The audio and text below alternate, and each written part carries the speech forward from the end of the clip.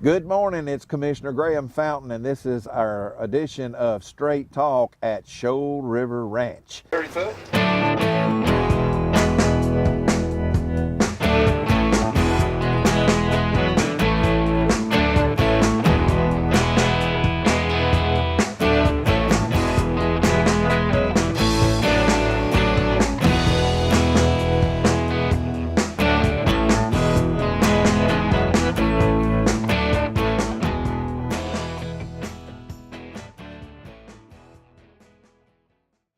We are honored today to be sitting here with Nathan Sparks, our Economic Development Executive Director, and we are glad to have him here on location. Well, Nathan, let's talk a little bit about maybe 3 or 4 things that show how important Shoal River Ranch is to the future of economic development up in the north end of Okaloosa County and this region, actually. Be glad to. So Shoal River Ranch is a unique parcel. I mean, we're talking about a vast site in terms of just sheer acreage, 10,500 acres to be exact. When you think about the fact that it is adjacent to the CSX mainline rail, it's adjacent to US Highway 90, it's obviously also adjacent to the Interstate I-10. Several miles of frontage on I-10. In fact, it's bisected by I-10. Shoal River Ranch is actually both north and south of Interstate 10.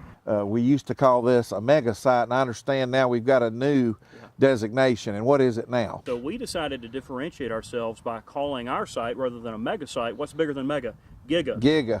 Shoal River Ranch Giga Site. Shoal River Ranch Giga Site. That's well, right. I like that.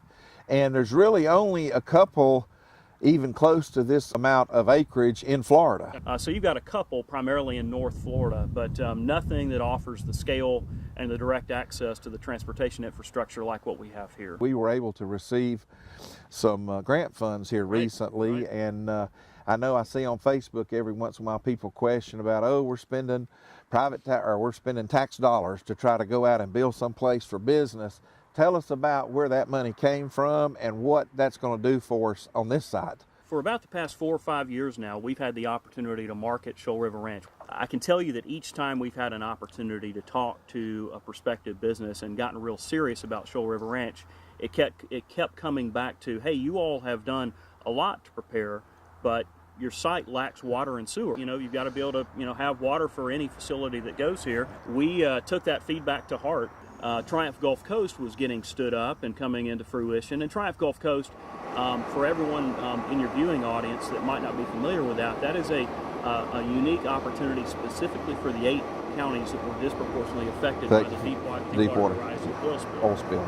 And as a result of that, $1.5 billion was basically set aside from a $2 billion settlement that at the time Attorney General Pam Bondi negotiated with BP for economic development. What else does running these amenities do out here for somebody that, for instance, may want to put a auto production line business or build airplanes or parts for airplanes or something that was very large? Sure. So what all does that do for them as far as to help sell that? It's more than just a raw piece of land lacking infrastructure, that it's a site that, is pretty close to being ready for development. And once we complete this water and sewer effort, courtesy of the county and Triumph Gulf Coast providing the funding, we truly will have all of the key pieces of infrastructure available to us. So site readiness essentially will take us to a point from, talking about what may happen or what could happen to being able to talk about what we believe will happen.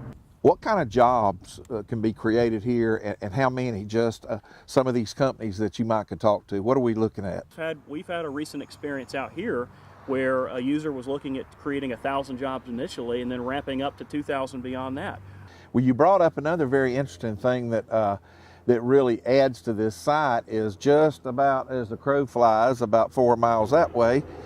We have an airport that is one of only 2 or 3 in the whole United States that basically can land any airplane that they want to fly in here. So what does that do for somebody that might want to build here to be so close to that kind of airport? Well, one of the buzzwords that you hear in our industry is total modal. And what they mean by that is you have access to all modes of transportation.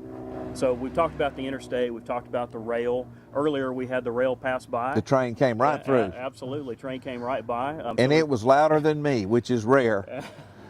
No comment. Right. But anyway, so having the interstate, having the federal highway, and having the rail right here on site is wonderful. But then when you add in, to your point, a few miles away, having the opportunity to utilize a long runway that is also controlled by the county, that's a tremendous asset. How do you think everything's going, and give us kind of a prognosis for Sure. people that are interested? We're promoting it near and far. In fact, you mentioned the Shoal River Ranch Roadshow that we're doing around the country in targeted markets where site selectors are based. These are individuals who can influence where businesses locate, so making certain they're aware of Shoal River Ranch and what it has to offer is critically important.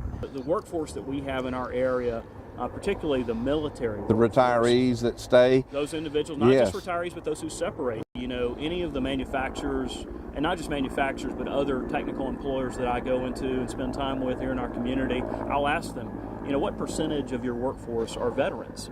And they'll tell me on average, you know, some will say 50%, some will say even more than that. And so Absolutely. with that said, you know, we're able to quantify that for our prospective employers, and we know that these are individuals who show up on time, they've got a, you know, great work ethic, they're committed to the mission, and they can take that same skill set and apply what they did for the military to the private sector, and they do it every day in this community. Well, we're going to wrap it up, Nathan. I appreciate you coming and being out here in this lovely, lovely, beautiful day.